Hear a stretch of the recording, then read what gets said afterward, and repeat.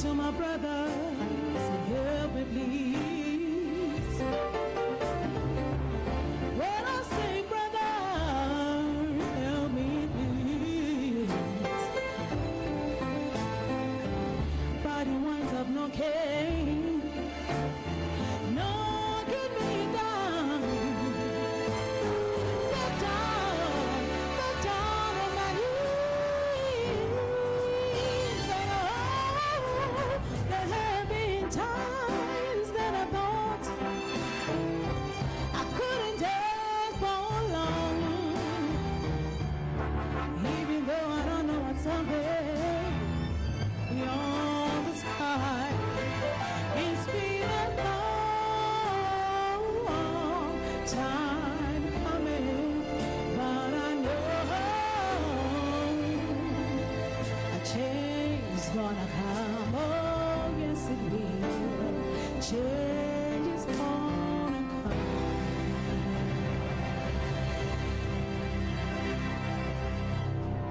Thank you so much. Thank you.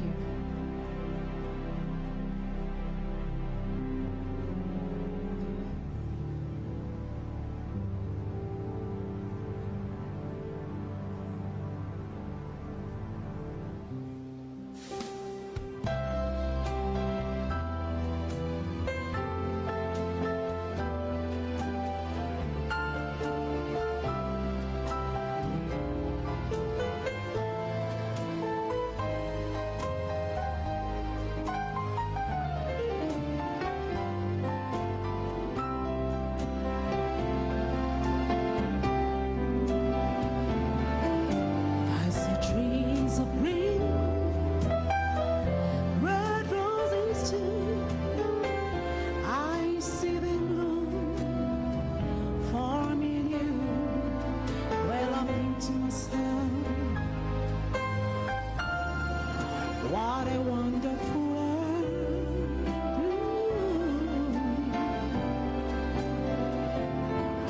I see skies of green, clouds of white, the bright blessed day, the dark secret night. Well, I think to myself, what a wonderful world.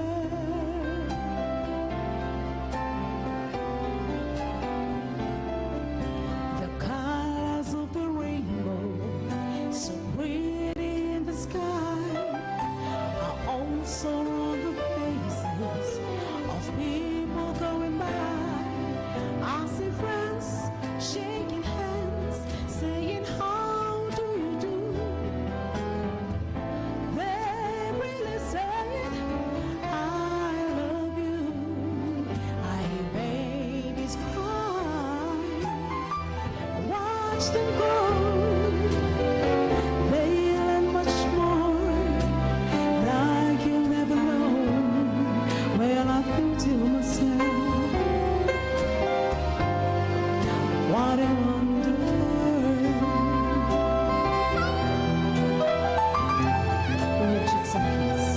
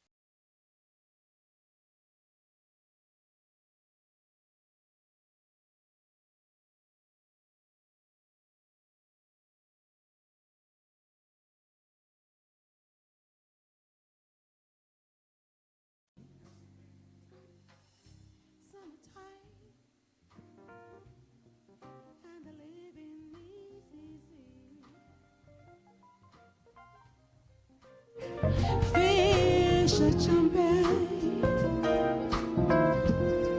and the cotton is high. Your daddy is rich. They don't know your mama's good looking.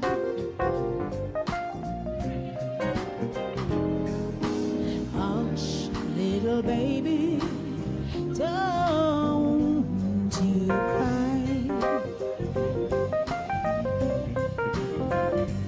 One of these mornings, you're gonna rise up singing. Then you'll spread your wings and take to the skies, until the morning. Nobody's gonna harm you. Hey, hush, little baby, don't you cry. Just in case.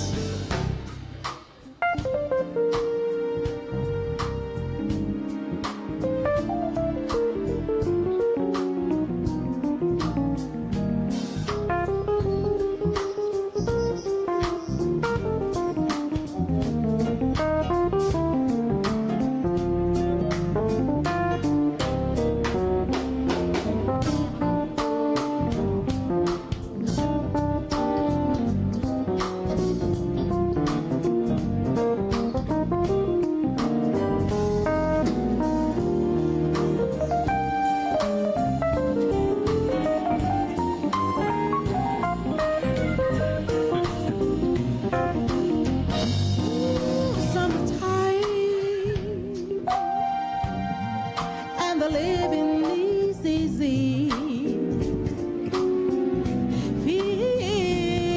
Fish are jumping, and the cotton is high until that morning. Still gonna rise up singing.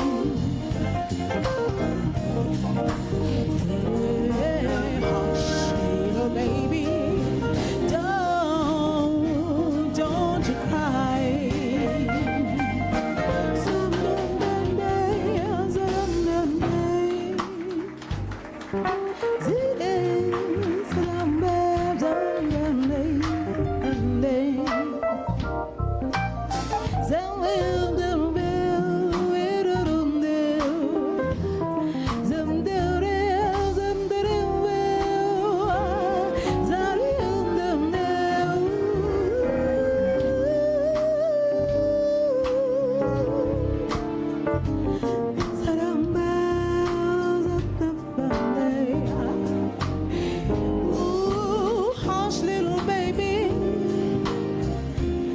don't you cry.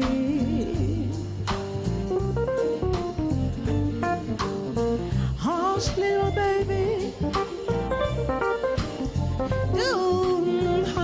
baby. Sit down in there. Hush, little baby. Hush, little baby.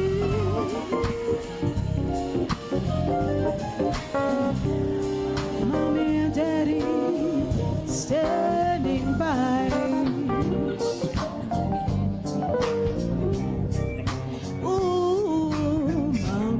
Daddy, well, I'm standing by.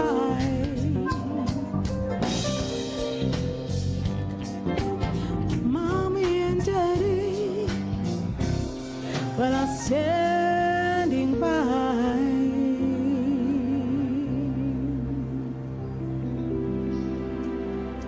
Thank you.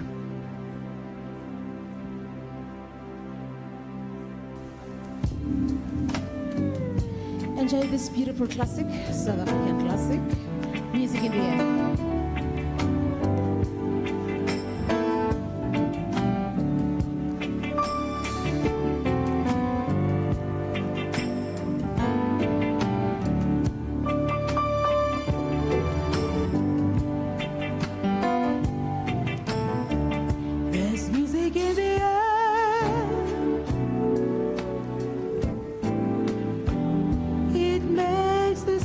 sorrows go. Let the music take you there.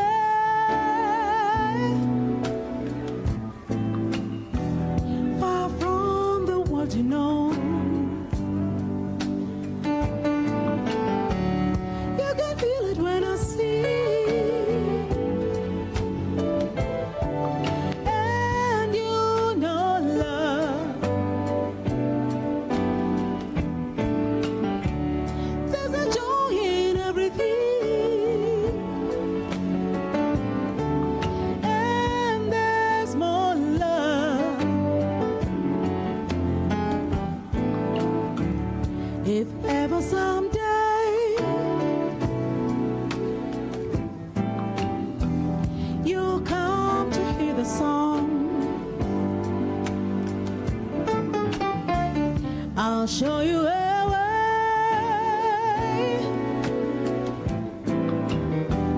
Your heart can come along. I can feel it when I sing. And I know love. There's a joy in everything.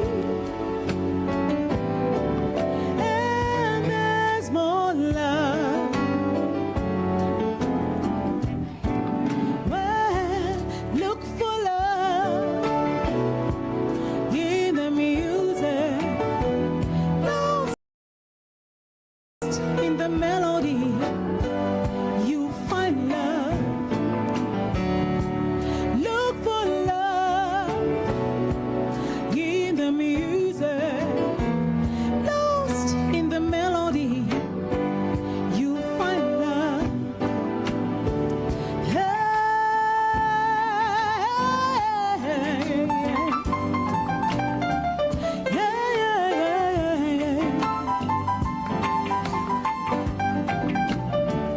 There's music in the air. It makes the sorrows go. Well, the music take you there. Hey, far from the world you know. I can feel it when I sing. And I know love.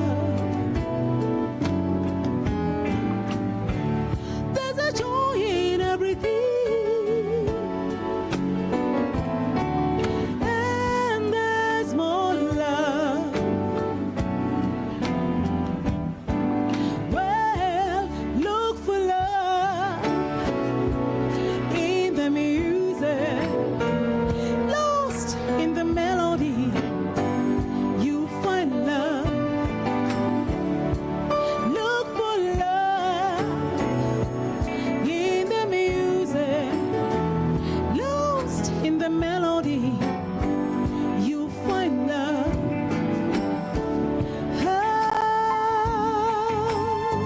Oh, yeah. Yeah, yeah, yeah. Music in the air, music in the air. Music in the air, music in the air. Oh yeah.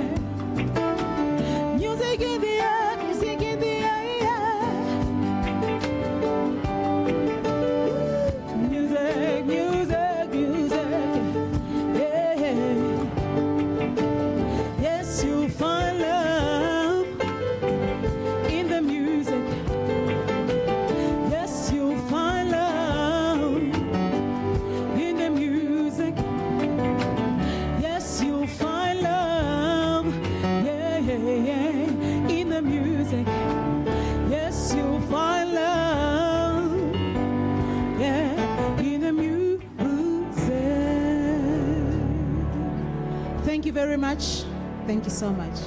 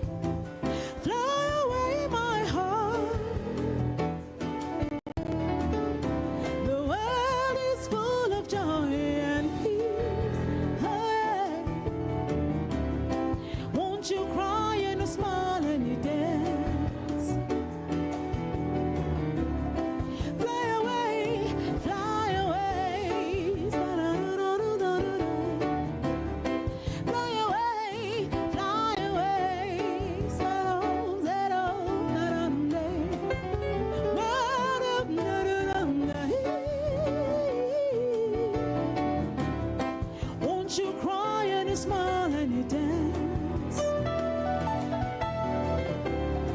Fly away, fly away.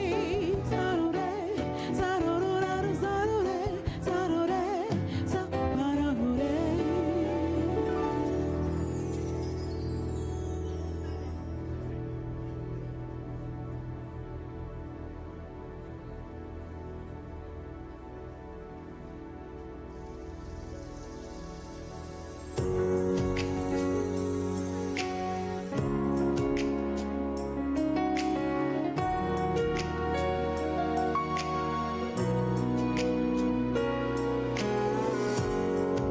Oyabona ndinovuyo xa ndibona ubuso bakho, ndibulela umdali ngondipha wena, ndize ngobuhle nangozithoba, ndithembe ndiyacela andisoze ndikumoshe ubuhle bakho bobekolide bukhanya konke xa ukhona, ubuhle bakho bobekolide bukhanya amehlo xa ukhona.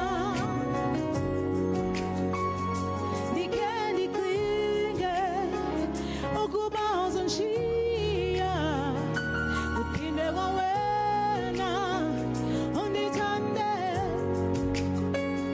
ndizwe ndisithi olubambo lwami luhlala ndifuna wena, ubuhle bakho bobekolide bukhanya amehlo xa ukhona, ubuhle bakho bobekolide bukhanya amehlo xa ukhona.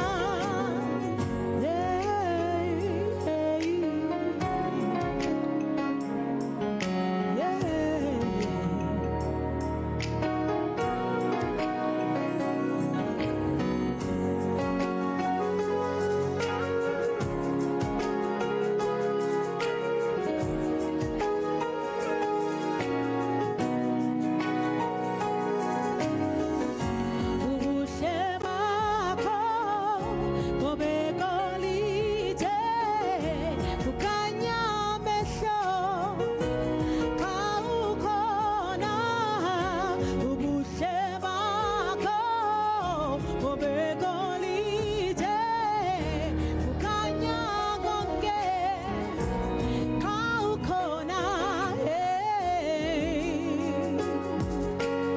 Anipinde njiko baby, ndohlala kuyo phela imini. Anipinde njiko baby, ndohlala kuyo phela imini.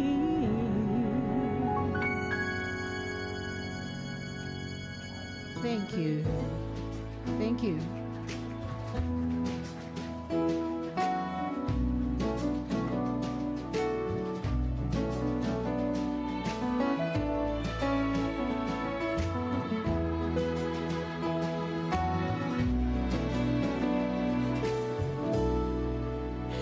I wake up, I see you as you leave. I feel it, I hear it as you leave.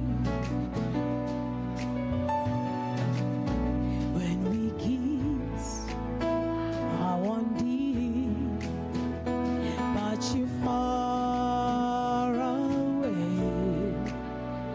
Be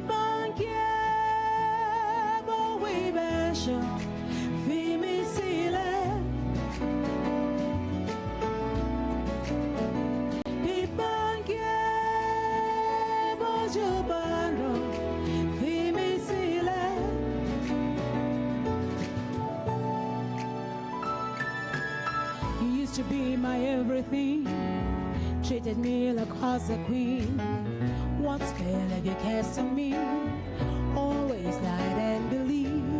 You said a girl should never be afraid of ever loving you. Those words I hung on to. Oh God, I was a fool. You became a bad habit, keeping up appearances so you could notice. Even when suddenly you picture things and left a kiss. That's crazy. People get but we better feel me silly. People get but you borrow feel me silly. People get but we better feel me silly. Yeah. People get but you borrow feel me silly. Motive for me follower, caution, caution. Motive for me follower, caution, caution. Yeah. Iwo nigo shosho, iwo nigo shosho, iwo nigo shosho. Iwo nigo shosho, iwo nigo shosho, iwo nigo shosho. Iwo nigo shosho, iwo nigo shosho, iwo shosho.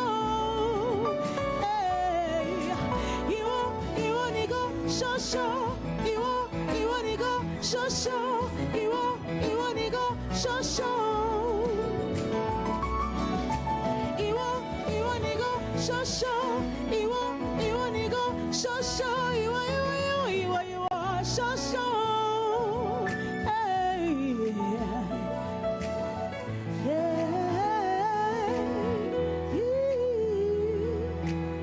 shosho. Thank you very much. We are sold on, and we shall give it back to the program of the day.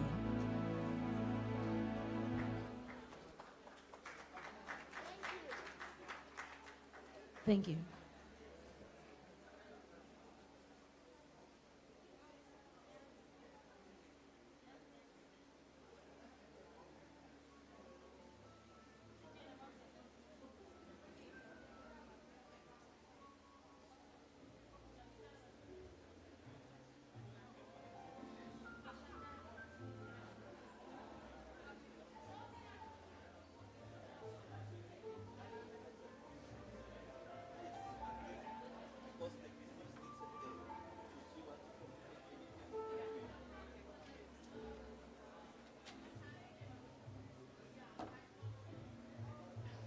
Good afternoon and welcome.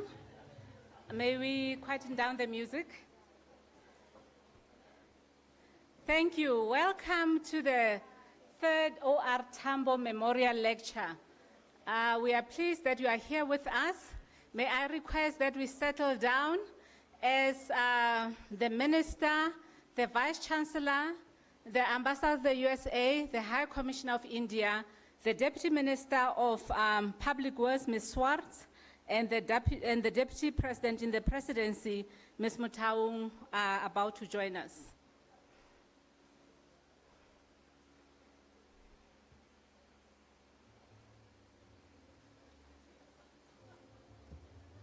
We apologize for the late start. As you might have seen, you probably have struggled to enter the university in the first instance because of traffic congestion at the entrance. The explanation is that today is graduation day at UNISA, and when that happens, we've had graduation ceremonies from this morning at 10 o'clock, There's one actually right now at 2 o'clock, and there'll be another at 1800 hours. So unfortunately, that then means that there's a hive of activity on campus when that is the case.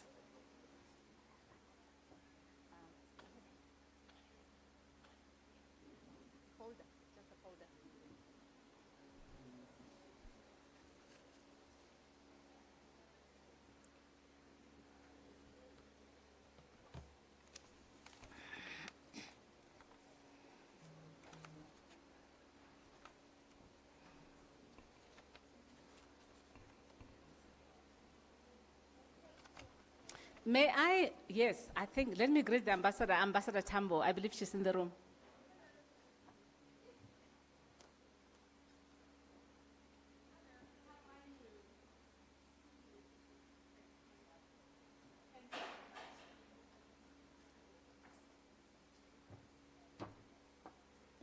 As we wait for them to arrive, may I ask the ambassador to greet everyone? She's this very beautiful lady in the bright, okay, in the bright, I don't know, colors. Is that orange, ambassador?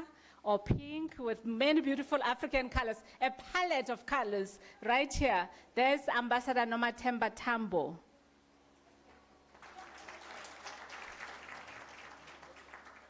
We are honored indeed that we are celebrating the event in the presence of the Tambo family. While all of this is happening, lost and found. When you pick it up, let me know what car it is and what color it is. Thank you so much. Let's receive the Vice Chancellor, the Minister in the Presidency as they arrive, the Deputy Minister in the Presidency, the Deputy Minister of Public Works, Ambassador of the United States of America, the High Commissioner of India. I'm only mentioning them because I know that we've just, we're in a particular room coming through.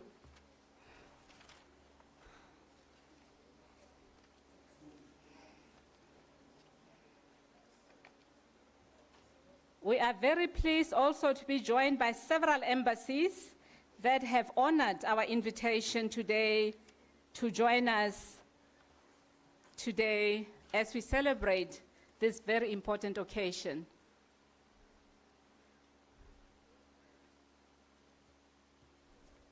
As the ambassador meets and greets and kisses the Vice Chancellor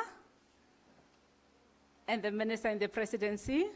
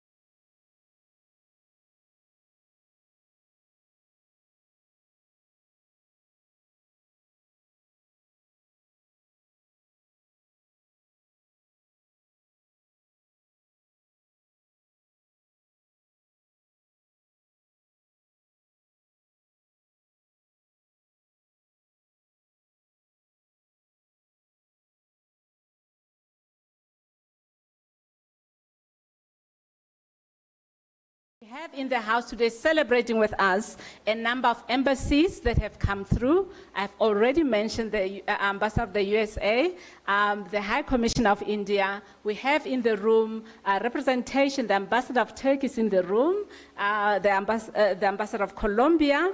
In some cases, the ambassador or representatives of the country that are in the room. We have Ambassador Ntshavheni, I believe, is in the room. The ambassador of Algeria is in the room. The ambassador of Jamaica is in the room, as well as other embassies that are present. We also have a high delegation of people from the business community. A number of multinational companies are here and present, both from South Africa and elsewhere. We welcome you all, and we look forward to you being with us on this very important occasion as we celebrate the gallant of our freedom in South Africa, and really a pioneering person, as I said, the longest-serving president of the African National Congress that has then led to us to have the democracy that we enjoy today.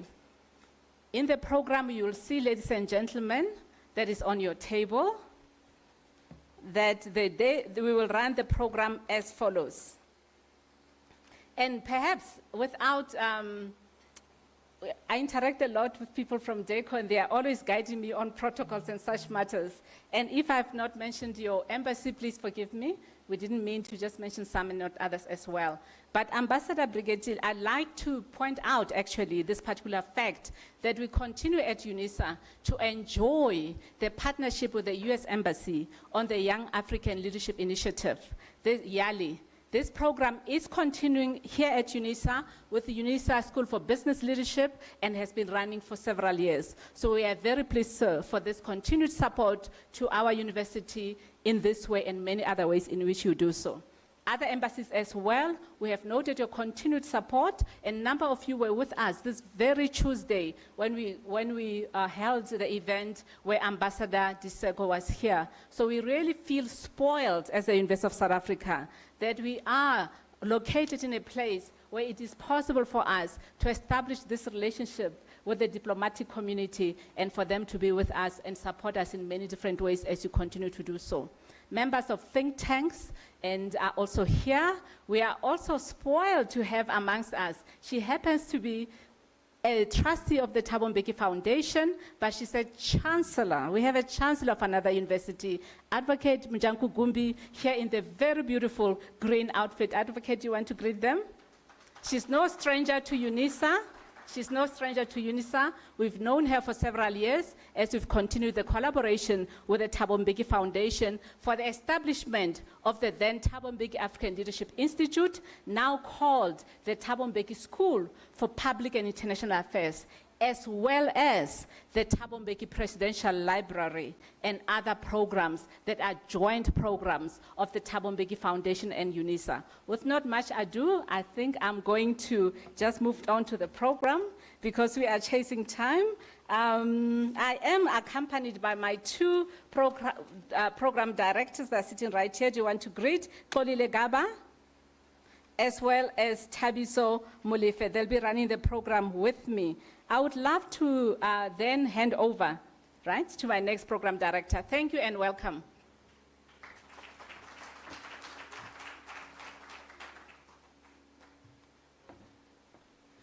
Thank you very much, Dr. Maureen Tong. Greetings to everyone. You said to me that I must say all protocol observed. I think I'm doing it right. Colleagues, my name is Tlhoriso Colin Malefe, and I'm from Gauteng region, and I'll be with you until the end of the program. Without further ado, I think it's important so that we can be able to save time. I have my acting director, regional director, Ms. Erin Nodier, to be able to set the scene alight. She must come here to be able to set the scene and be able to give the context why we are here today. Ms. Nodier, the platform is yours. Can we give her a round of applause?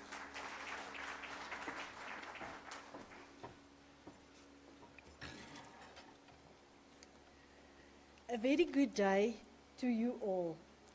As I already been introduced, my name is Erin Nodier, and I am the Acting Regional Director in Gauteng. It is indeed an honor for me and a very big privilege to be part of this program today, setting the scene for today.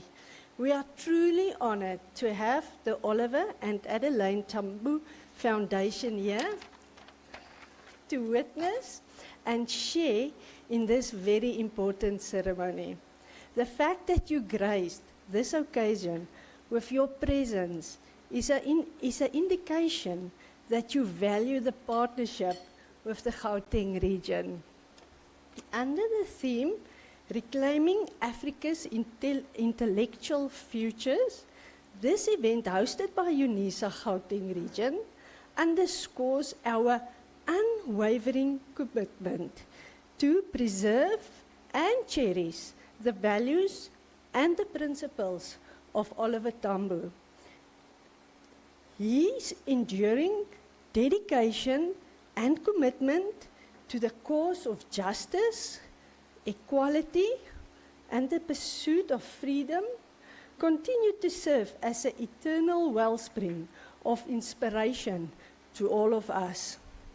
Ladies and gentlemen, we celebrate OR Tambo's legacy in the month of October.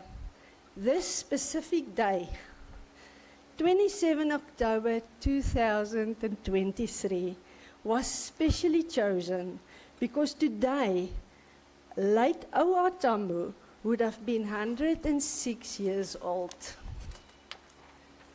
You will understand, therefore, when I say that the University of South Africa and the Oliver Adelaide Tambo Foundation are truly honored to be hosting this lecture as it focuses on OR Tambo as a scholar and his use and love for mathematics, science, and law to shape the world. They say knowledge is power, which nobody can take away from you. Ladies and gentlemen, I need to indicate the significance of Gauteng region's involvement in this partnership. The agreement covers a broad range of activities that will help to advance research activities in the university. This includes encouraging students to produce research in Tambo's life, on Tambo's life. As Gauteng region, we provide a variety of student support services to a student population just over 100,000 students through our various regional service centers located at almost all corners of Gauteng province.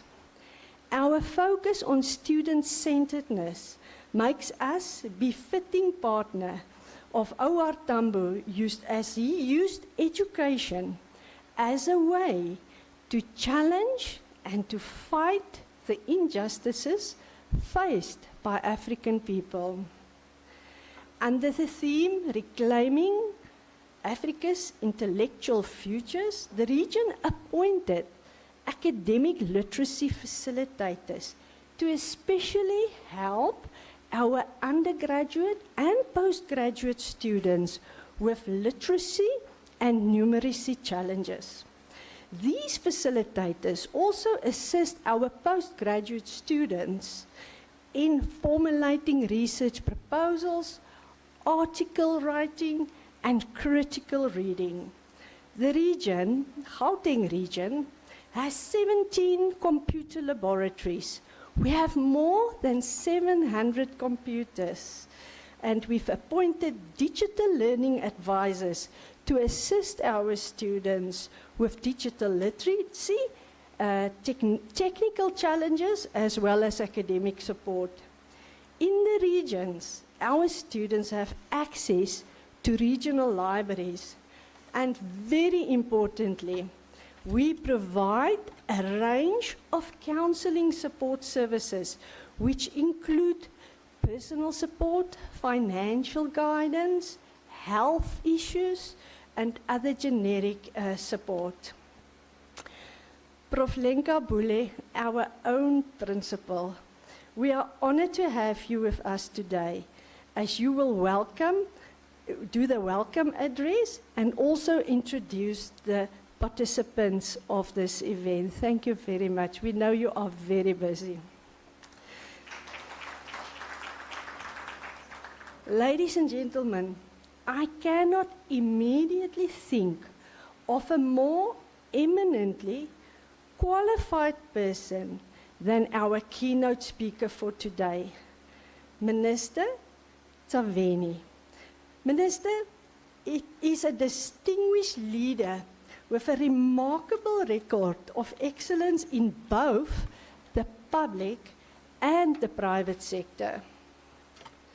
All I wish to say to you, Minister, thank you, thank you, thank you for being here today. We are really appreciative, and we can't wait to hear your speech.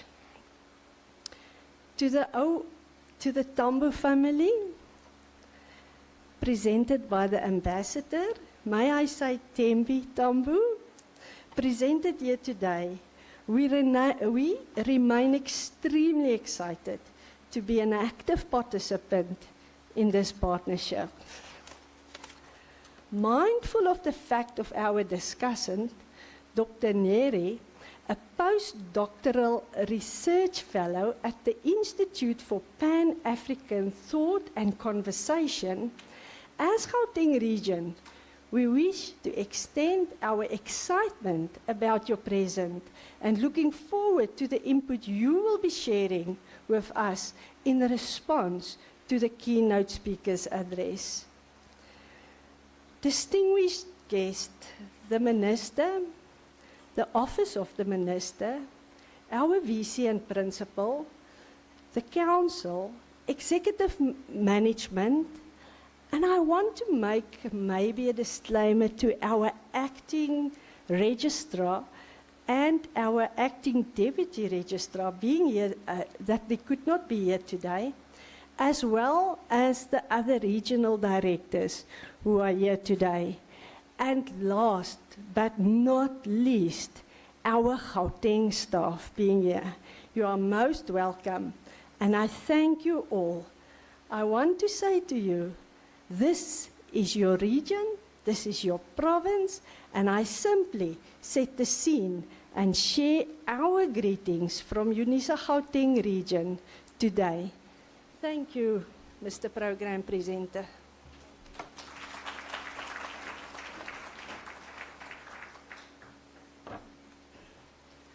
Thank you very much. Prof.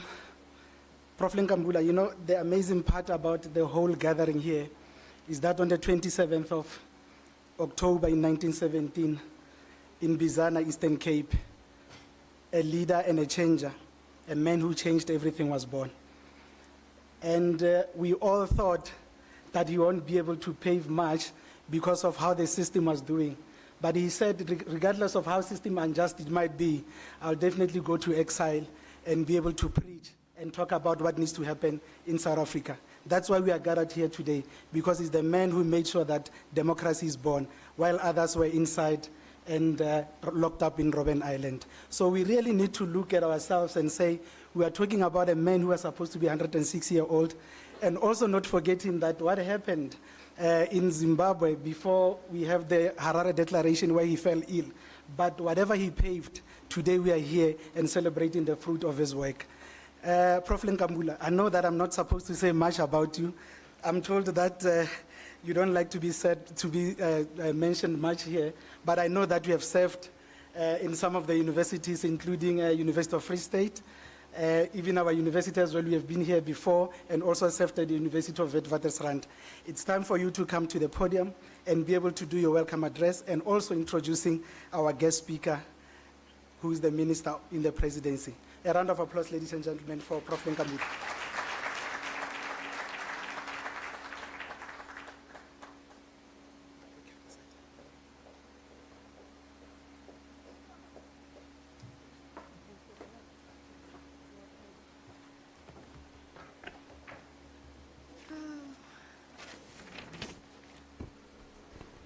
Dumelang.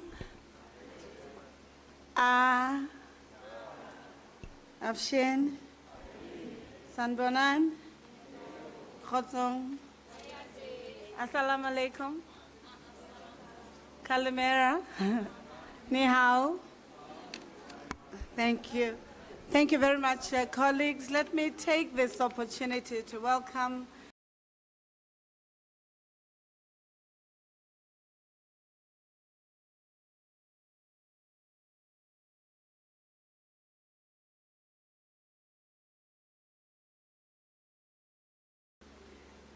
Let me Recognize the family of Tambo, represented by Ambassador Nomathemba Tambo, and the family of Tambo that are here present or participating virtually.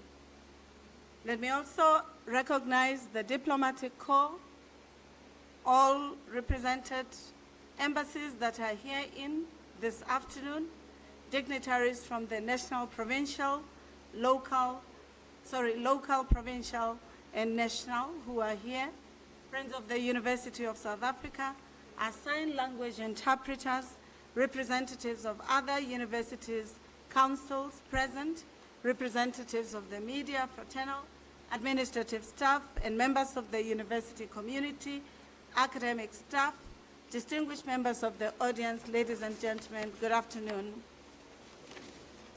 I thought we were all excited on this day that we are celebrating a birthday, that at least in the philosophy of Africa, when we greet each other, that we could recognize each other's humanity. Good afternoon. Then I'm hopeful. I'm privileged to welcome you to the University of South Africa to celebrate the 3rd annual Reginald Oliver Tambo Memorial Lecture. This for us as the university is a momentous occasion in the university history. It happens when we celebrate 150 years of UNISA's leadership of higher education. It is not often told that UNISA is the first university in the world to practice distance education. It was followed by others, and 147 years later, after the aftermath of COVID-19, the model that UNISA has been using has become an important offering that industry, universities, and all other sectors are looking toward. And we are proud of this important gift that Africa, and South Africa in particular, has bequeathed to the global arena to make knowledge and education, especially at university level, to be accessible to the majority and not just the elites. This is the principles that His Excellency Reginald Oliver Tambo would align himself with for the benefit of society. The auspicious occasion hosted by UNISA Gauteng region underscores our unwavering commitment to reclaiming Africa's intellectual futures. We do so understanding that the philosophies, civilizations, insights, ideas, and even sometimes the solutions that Africa in the global arena or in international affairs are not acknowledged for. Just recently, His Excellency President Ramaphosa led African countries to Ukraine to offer solidarity and peace, not guns, not ammunition. And that bears testament to the ideals that South Africa and the diplomacy that Oliver Tambo stood for continues to be expressed. And it is our interest as the university to look at how humanizing values that Oliver Tambo championed through his remarkable life, his enduring dedication to the cause of justice, equality, and the pursuit for freedom continues, and how our students, the academy, but also the alumni of the university, including our country, continent, and the global world, rally around them. In 2023, we acknowledge what would have been 160th birthday. Colleagues have already said that, but also one of the longest serving president of one of also the longest liberation movement, the African National Congress. And it's very important, colleagues, that you clap to that, because political parties, thank you very much, because political parties, liberation movements, those that wage the cause for freedom for many countries, often do not last. If we were to look into the history of liberation movements in our continent, but also the globe around, we'll realize that many of these liberation movements don't often make it as soon as they take leadership. And we must, for the benefit of history and posterity, acknowledge this. In an interview with Columbia University graduate student Gail Gerhardt in August 1970, Mangaliso Robert Sobukwe had this to say about Reginald Tambo. We always recognize Tambo as superior in intelligence and committed to ensuring that all of us interact. Tambo is a much quieter man, but very intelligent, and his practice of diplomacy must be acknowledged. In his autobiography, The Long Walk to Freedom, President Nelson Mandela, one of the eminent alumnus of UNISA, we're really happy. We're one of the few universities that has trained 3 presidents of the country. There are also others of other countries, but President Mandela, Mbeki, Ramaphosa all studied through this university. So it's very important, colleagues. President Mandela has to say, from the start, I saw Oliver's intelligence was diamond-edged. He was a keen debater and did not accept platitudes that so many of us automatically subscribe to. He looked into the substantive issues, which is the values that we train our own students to ensure that they act beyond the platitudes. They substantively engage with knowledge, but also they become citizens that represent the best that the civilizations of our time as the values of Africa stand for. President Mbeki himself, who's also an alumnus of this university, who worked for decades closely with OR Tambo, our chancellor, describes him as an intellectual in the best meaning of that word. He was a person of reason, a person of rational thought and creative but rational action. It meant that here was a leader who could deal with both concrete and the abstract, a dance between theory and practice, that dance between the cognitive, the affective, but also the value systems that drive what it means to being leaders in the scientists with the levels of scientific precision and therefore the commitment to science and politics as that which must engage and enable liberation of freedom. More than anything, the foremost quality of OR Tambo that most writers, fellow activists, peers agree on is the quality of critical thinking and the culture of generating progressive ideas that were the embodiment of everything that he was. Today in Africa, more than in any time, we need more OR Tambos to respond to the questions of our times. It is incumbent for this generation to emulate the example of Tambo and to do even better than his generation. I'm delighted to welcome the Tambo family and our esteemed partners from the Oliver and Adelaide Tambo Foundation, represented by Ambassador Nomathemba Tambo, to this historic occasion. Can you please give them a round of applause? I recognize that the partnership between our institution is a source of tremendous pride for UNISA, its students, its academics, but also the scientific agenda of our society in ensuring that the icons of our country are not forgotten, that they are not made a mockery of, but they are always lifted up as this mission of reclaiming Africa's intellectual future assets.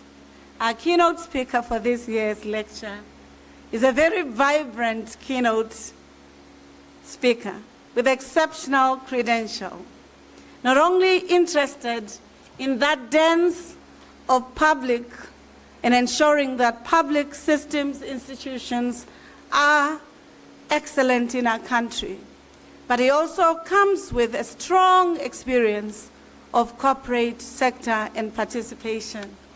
But for those who do not know, I happen to have the privilege to know, she has also worked at UNISA. Can we please give her a round of applause? At a time when at UNISA there were few black women in this university, Khumbudzo was already walking the hallways, ensuring that she was part of the communities that were agitating for the academy in this institution to be diversified and for us to benefit from the multiplicities of cultures, religions, ethnicities, and ideas that make universities the best environments that we should. I must state, Minister, there are many other accolades I could share about you, but it is very important for the benefit of research to just give you just a little bit so that you can go and do your research. Our library is the largest library in the country, in the continent, with the best digital and actual materials. So you're welcome, colleagues, to do a little bit more to understand our own keynote speaker. But I must state that at the heart of building a democracy, at the heart of ensuring that South Africa and African countries and the global South interacts with the global North from an equitable, humanizing, progressive, and engagement processes is the minister. At this heart is also the values of OR Tambo that have shaped diplomacy and how we understand diplomacy in our country. And finally, colleagues, I'd like to welcome to the University of South Africa, the universities of leaders, the university shaping futures, the university committed to transforming itself to being the best anchor of the aspirations of African people, their societies, institutions, political systems, as well as economic transformation. Welcome.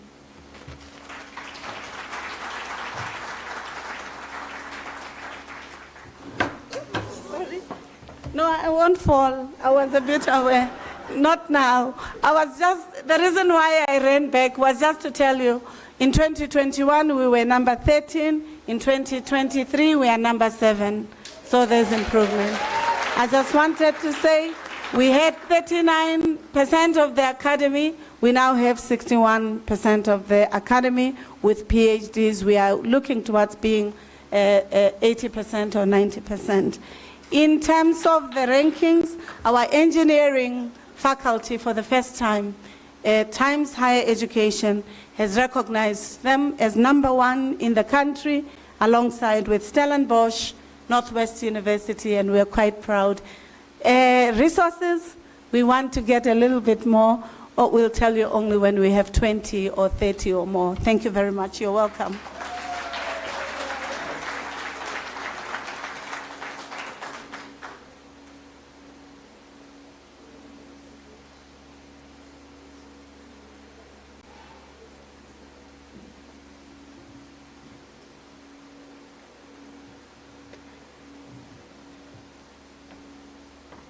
Can we also give the round of applause to the Minister in the Presidency?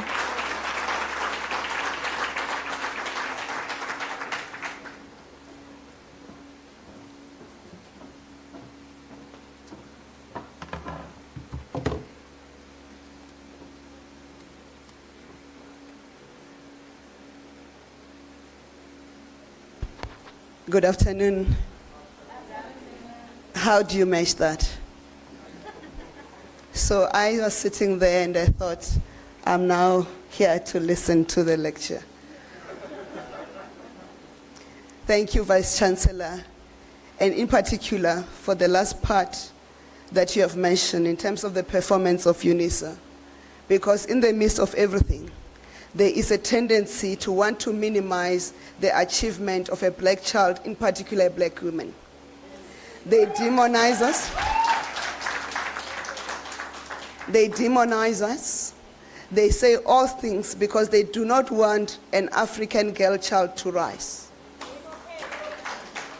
So in your struggles to make UNISA a better place, in your struggles to fight against the sitting of a black child at the helm of UNISA as a Vice Chancellor, we are there to support you. Our voices may not be heard sometimes, but we are there to cheer you on. But as sisters, we remain with a circle that you can always rely on and network on. If it was not for great sisters and great mothers, I would not be here to advocate Mujanku Gumbi, and I'm going to say this, and she doesn't like it. So when I was the epitome of trouble, she was given the responsibility to make sure that I behave and I don't get expelled from a university. And she did her best. So all the good things you see about me, that's her. She was as supportive to even come to our fundraisers. It didn't matter the hour of the day. She'll pick up my call and she'll do whatever I wanted. She'll make the calls she wanted. So all the bad things that about me is what she failed to convert. Thank you. I still love you, Mom. I'll stand on the protocols as raised by the Vice Chancellor so that I do not make mistakes and offend the protocols, but I'd like to acknowledge the presence of Sis Thembi, the daughter of the late President General of the ANC, OR Tambo, and thank you for being here, and thank you for representing the aspirations of Tamkhulu. Your Excellencies, ladies and gentlemen, distinguished guests, when the invitation came, may I have some water, please?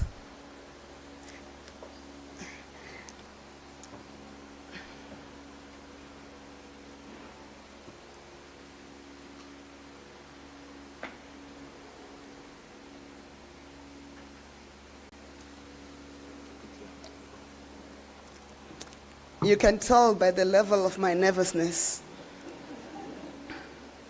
When the invitation came for me to address the third Oliver Reginald Tambo Memorial Lecture, I was not certain if I'm the best person to deliver this lecture.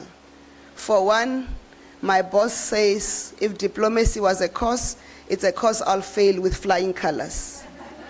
And I rarely fail anything, but on diplomacy we agreed that I'll fail in really flying colors. And therefore, to speak at a memorial lecture of a great diplomat, it's a serious challenge for those of us who are not diplomats, not only by training, but by design and by choice. I literally looked at the framed pictures of me and President OR Tambo in my house to trigger the memory of the conversation we had when I was barely a teenager and also when I was a child. So you have to forgive the memory of a child that I do not recall most of the conversations.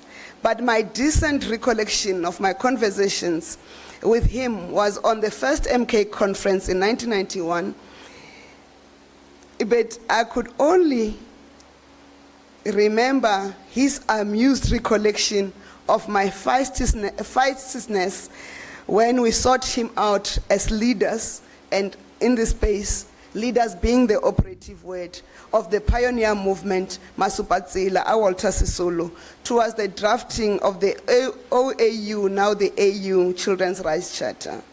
That feistiness is better off not regaled even as an anecdote of this lecture. I accepted this invitation to speak, guided by the words of OR Tambo when he said, "It was always my desire to strike new ground and help to lend weight where it is most required. I am therefore here to lend my albeit small weight and hope to contribute to the discourse of this critical, compelling topic, reclaiming Africa's intellectual futures. This is not just a call to action, it is a proclamation of the importance of restoring Africa's intellectual legacy, rekindling its potential, and securing a better future for the continent."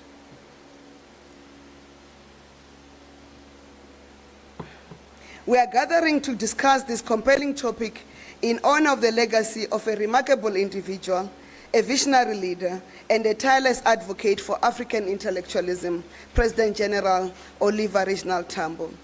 President OR Tambo's life work has not only left an indelible mark on the struggle for freedom, equality, and justice, but in the advancement of African intellectual thought.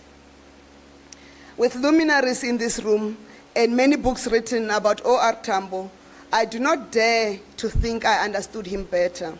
Born on this day, October 27th, in 1917, he would have turned 106 today. In his time, OR Tambo understood that knowledge, education, and critical thinking were the most potent weapons against oppression and injustice. Throughout his life, he demonstrated the power of intellect in the fight for freedom and equality. 30 years after OR Tambo's passing, Africa is still fighting for its freedom from wars and economic subjugation. To understand the importance of reclaiming Africa's intellectual futures, we must acknowledge Africa's historical context. Africa, with its rich history, diverse cultures, and abundant resources, has long been a source of inspiration and intrigue. For centuries, Africa has been a victim of colonialization, slavery, and exploitation, and the continent's intellectual contributions have often been overshadowed and overlooked. The dark chapters in the history of Africa have often overshadowed the intellectual achievements of African societies. It is therefore imperative that we move beyond this historical burden and give due recognition to the intellectual traditions that existed long before external influence. It is high time we acknowledge and amplify the voices of African intellectuals, scholars, and visionaries, and recognize their critical roles in shaping the continent's future.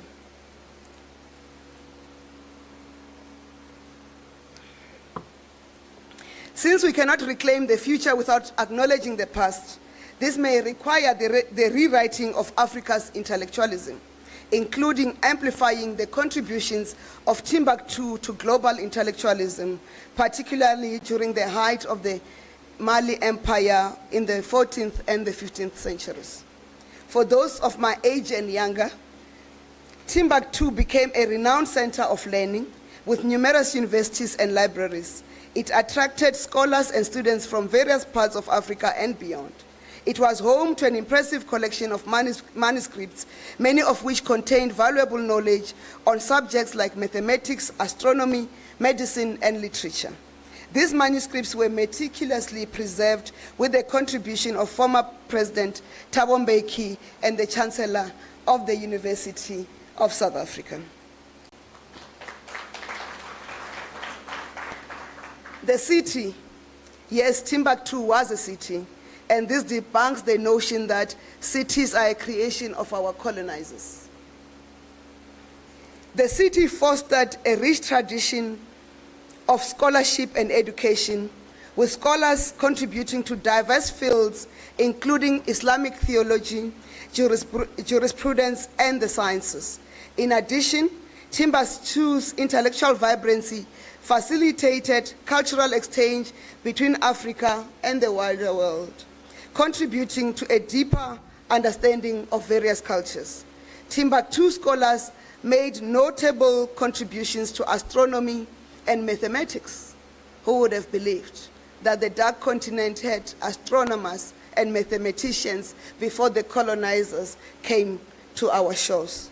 Advancing knowledge in this field, Timbuktu was a leading authority. Overall, Timbuktu's role as a center of learning and its contributions to various intellectual disciplines had a lasting impact on the global intellectual landscape, enriching our understanding of history and knowledge.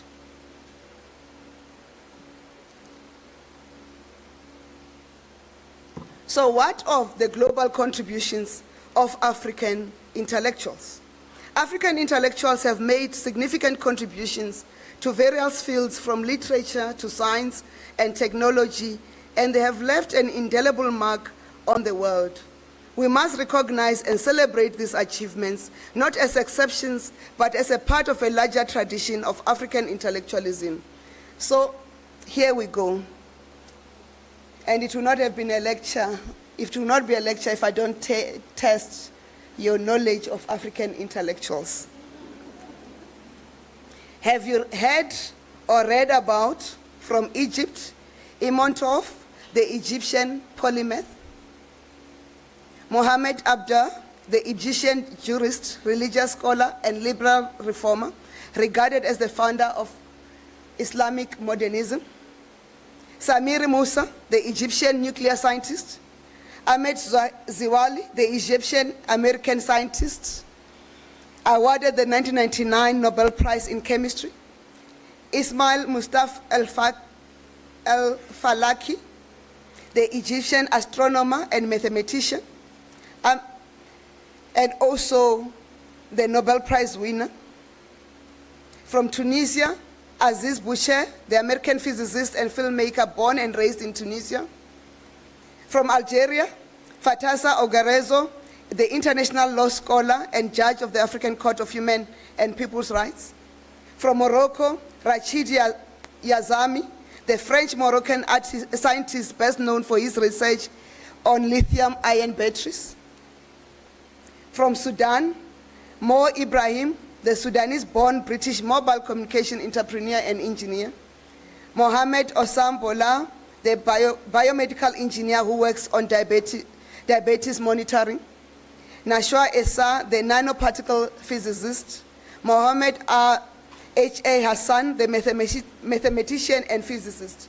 From Cameroon, Ibrahim Joya, ruler of the Bamoun people in what is now Western Cameroon, credited with developing a semi-syllabic Bumam script, which evolved from the rudimentary pictographic script to a more advanced logographic script, which later refined to the semi-syllabic script known to the world of today. It's only technology people and graphic designers who will know what I'm talking about.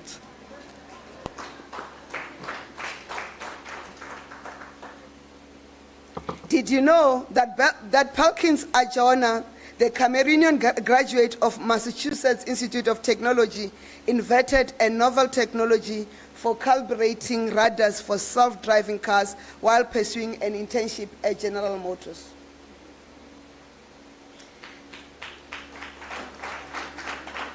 Even the 150 years UNISA library does not have that record. From Congo, Jean-Jacques Muyembe Tafumi, the Congolese microbiologist who investigated the first Ebola outbreak and was part of the effort that discovered Ebola as a new disease. In August 2019, he led the research that discovered the most effective treatment for Ebola, the MAB114, working with other researchers at the INRB and the National Institute of Health Vaccine Research Center in the US. The Ghanaian Alexander Animesa, chemical engineer, inventor, and author. He is known for the contribution towards the field of membrane science and technology. I know the US would like to claim him, Ambassador Brigitsi. From Mali, Mohamed Bagayogo, eminent scholar from Timbuktu. The Cheki Modib Daha, the Malian-born aerospace engineer who contributed to several NASA missions, such as Mars Pathfinder and Galileo spacecraft and the Mars Observer. Ahmad Baba, the medieval Western African scriptwriter, scholar, and political provocateur. He is known as the greatest African scholar and also known as the unique pearl of his time. From Sierra Leone is not only about the wars and the maiming of children in the fights of war. There's Abiso Davison Nicole, a biomedical scientist and physician who discovered the breakdown of insulin in the human body, a breakthrough for the treatment of diabetes. John Farrell Fassom, the physician who coined the term black water fever and was the first to link the disease directly to malaria. And yet, today, Africa is still plagued by malaria without vaccines that prevents the recurrence of malaria.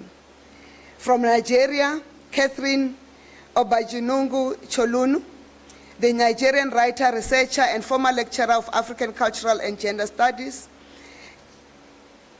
Chimamanda Ngozi Adichie, this one everyone knows her. The Nigerian writer whose works range from novels to short stories to nonfiction. Yemisi Aribesala, Nigerian essayist, writer, painter, and food memorist. And he's here for the food memorist part. That's why he's on my list. Nonromo Azonye, publisher, theater director, playwright, poet, and advertising professional. And we think advertisers only come from the Western and developed countries on my list. Nonromo Azonye, publisher, theater director, playwright, poet, and advertising professional. And we think advertisers only come from the Western and developed countries. Seyi Oyesola, the Nigerian doctor who co-invented a hospital in a box. Bizi Ezerowa, the Nigerian engineer, racer, and former pharmaceutical executive who has built some of the world's most powerful Honda and Porsche engines.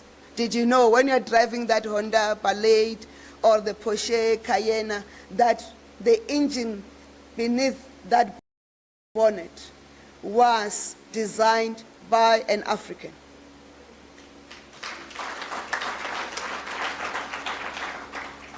Suleiman Elias Bogoro, a professor of animal science specializing in biochemistry and ruminant nutrition. Of course, from South Africa, you will know of Christian Barnard, the South African cardiac surgeon who performed the world's first successful human-to-human heart transplant. However, it is only of recent that we all learned of Hamilton Naki, a black gardener who went on to work in the animal laboratory at UCT and assisted Professor Barnard in the research effort that preceded the first human heart transplantation. We know of Sidney Berner, the South African biologist who won the 2002 Nobel Prize in Physiology and Medicine, Alan MacLeod Cormack, the South African-born American physicist who won the 1979 Nobel Prize in Physiology and Medicine. But we do not know of Muraro Doyoyo, South African professor, engineer, and inventor, of Telfo Jenkins, human geneticist from South Africa, noted for his work on DNA. We all know of Chiridzima Rwara, a scientist, a technologist, and an inventor, but we hardly know of Tebe Midupi, South African astrophysicist and founding director of Astronomy Africa.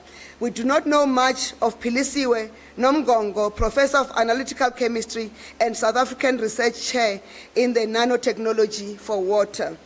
We do not know much of Himla Sodala, South African human geneticist known for genetic research into the peoples of sub-Saharan Africa.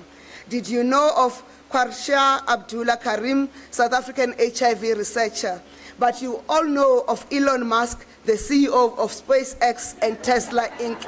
I do not know whether he is South African today, but he may be South African when he gets in trouble. We all know of Mamuketi Pakeng. We choose to disregard her contribution as a professor of mathematics education. Of course, from Tanzania, there's Esto Mpemba, the scientist and physicist who discovered the infamous Mpemba effect, a paradoxical phenomenon in which hot water freezes faster than cold water under certain conditions. Reclaiming Africa's intellectual future means teaching our youth, both at basic education level and institutions of higher learning, about these giants I've just spoken about. It is not only an act of commemorating them, but reaffirming the place of Africans in the narrative of excellence and inspiration.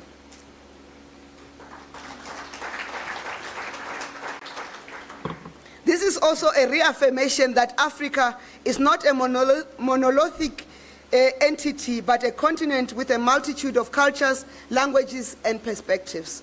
These diversities have given rise to a vast array of intellectual thought and creativity. From ancient African empires and kingdoms to the contemporary thinkers, the intellectual wealth of the continent is vast and varied. But reclaiming Africa's intellectual futures, Africa's intellectual futures, we empower the continent's scholars to share their unique perspectives with the world. We are still to write about the contributions of the kingdoms of Monomotapa, Mapungubwe, Congo, and the Great Zimbabwe, amongst other African kingdoms, to the global intellectual discourse. It is important to write about these contributions because Africa's intellectual heritage is deeply connected to its cultural traditions. Efforts to preserve and promote these traditions can help secure Africa's intellectual future. Added to this must be the preservation of indigenous languages, oral histories, and the artistic expressions of Africans.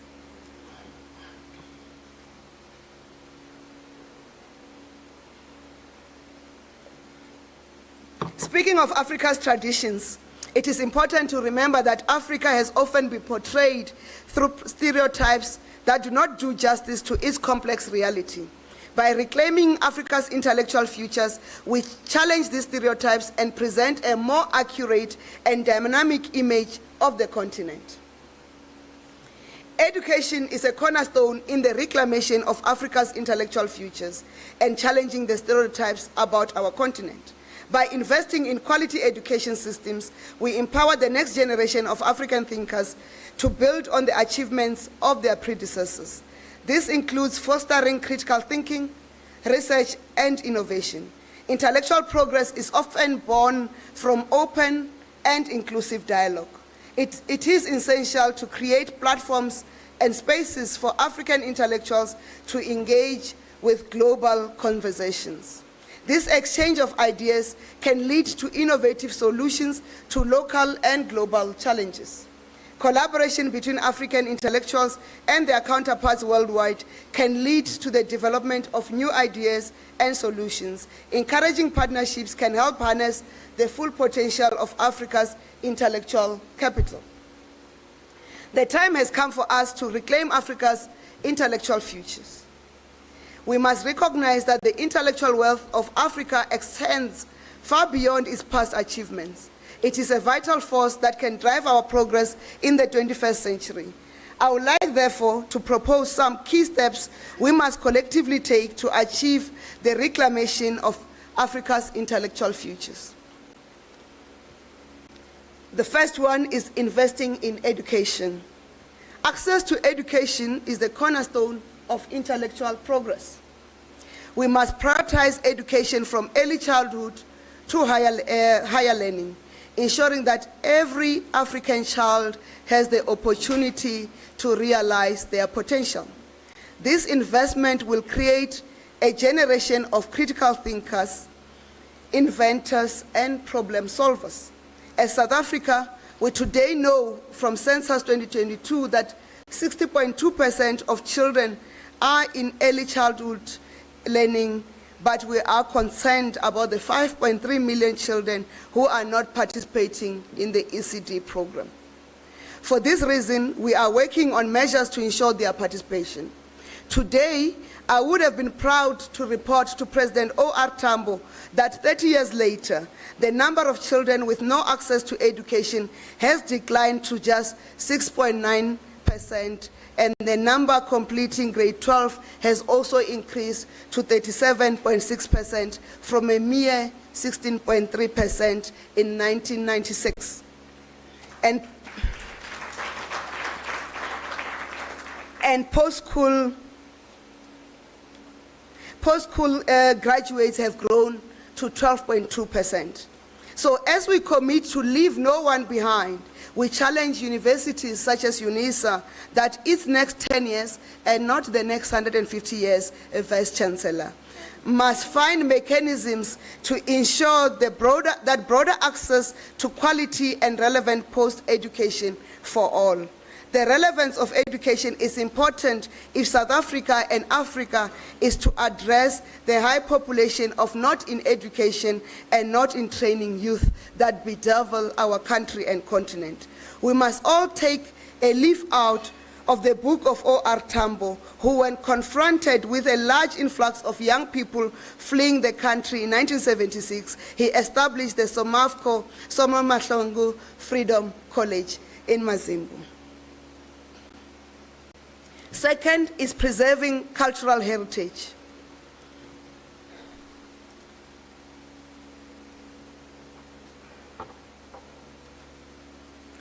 Africa's intellectual heritage is deeply intertwined with its diverse cultures.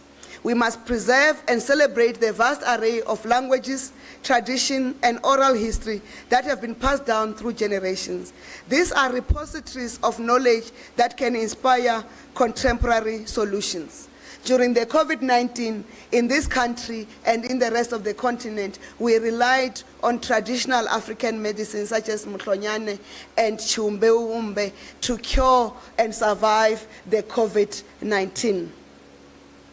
The third one is promoting research and innovation.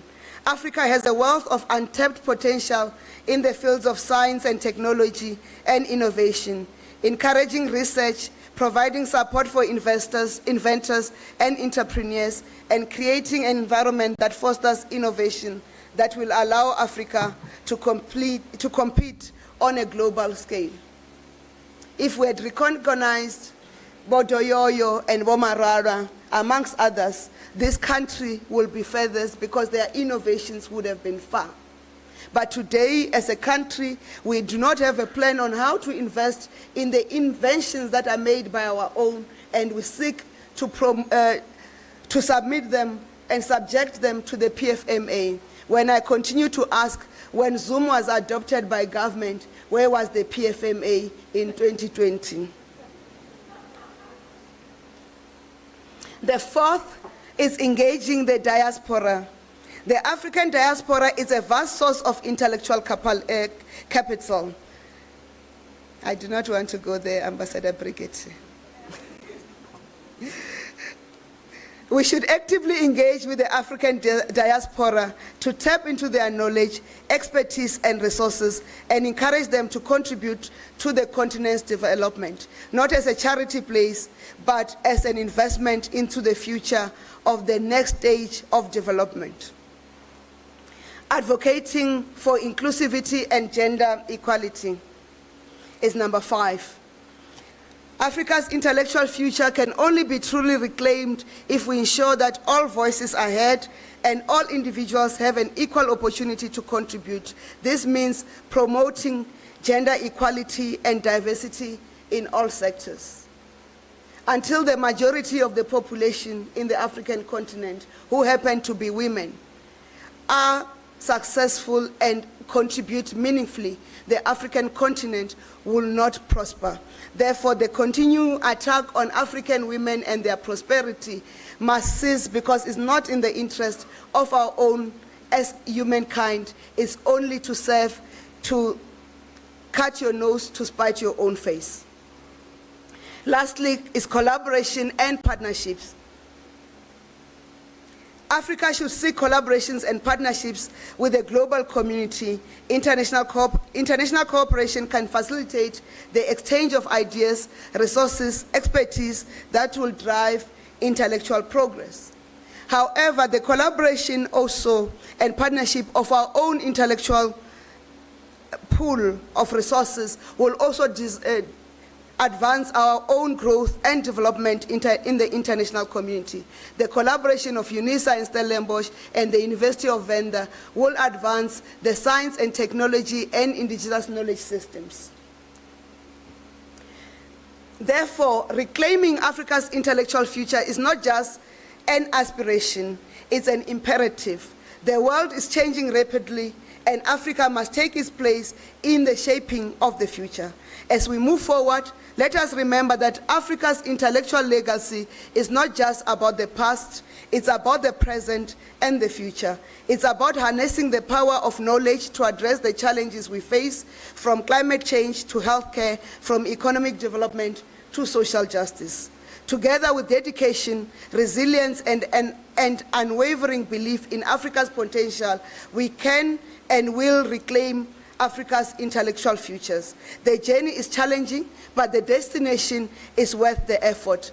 A continent that only remembers its intellectual legacy, but forges a new and brighter path ahead.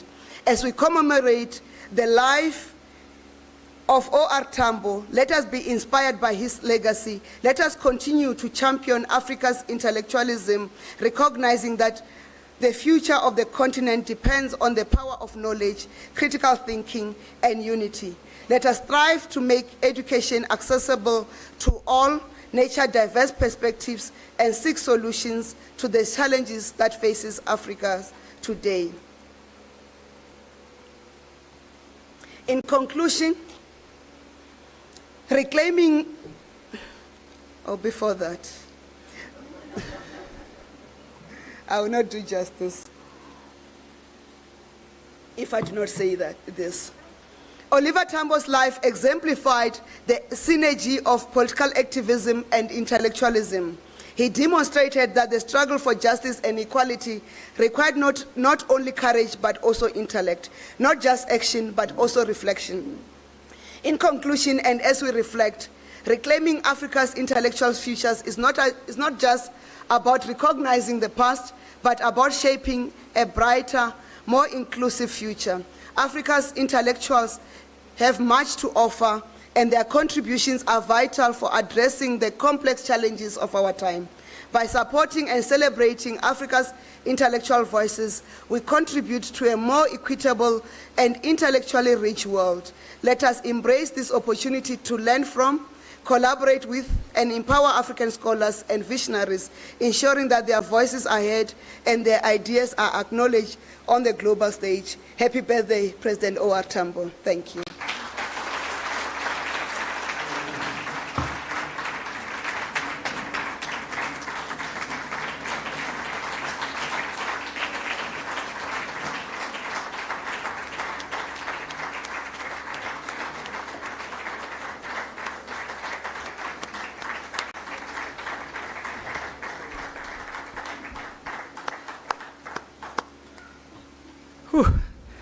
That was a class and a half. Definitely I have to make sure that I read some of the quotes that you made, Minister. Another round of applause.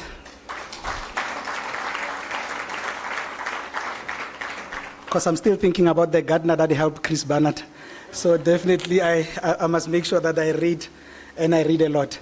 The platform of today really gives us an opportunity to talk more about the late OR Tambo, because we feel that maybe he was not mentioned enough. And before I get the inputs from the discussant, I was just thinking on my own that what happened, Minister, on the 21st of March in 1960, when the ANC decided to send him abroad so that he can be able to mobilize opposition against the apartheid regime. Unfortunately, 2 years later or so, other comrades were arrested and they were charged with treason. Then things started to fall apart. But with the help of the leaders of Africa, not forgetting Julius Nyerere from Tanzania, we had the Morogoro conference. And when he summed up the conference, he said, close ranks, which meant that as South Africans, as the youth of this country, as the militant, also as the Umkhonto weSizwe, we must make sure that the government that we had at the particular time must see, and the world must see, that it's ungovernable and opportunities must be given. As the militant, also as the Umkhonto weSizwe, we must make sure that the government that we had at the particular time must see, and the world must see, that it's ungovernable and opportunities must be given to all of us fairly so. But someone who can be able to tell us more, or who can be able to discuss, is Dr. Chidocha Nyerere. Is a postdoctoral research fellow, Institute of Pan-African Thought and Conversation from the University of Johannesburg. I'd like us to give him a round of applause where he can be able to come and be able to share from what has been discussed or what has been presented today. And from my side, thank you very much. Say all protocol observed so that I do not disturb the setting that has already been given us. Minister, your lecture became very short. I was still enjoying learning and hearing so much wisdom that you were sharing, such that when you ended it, I thought, okay, so this is my cue to go and be your interlocutor. And I feel very small to be able to do that.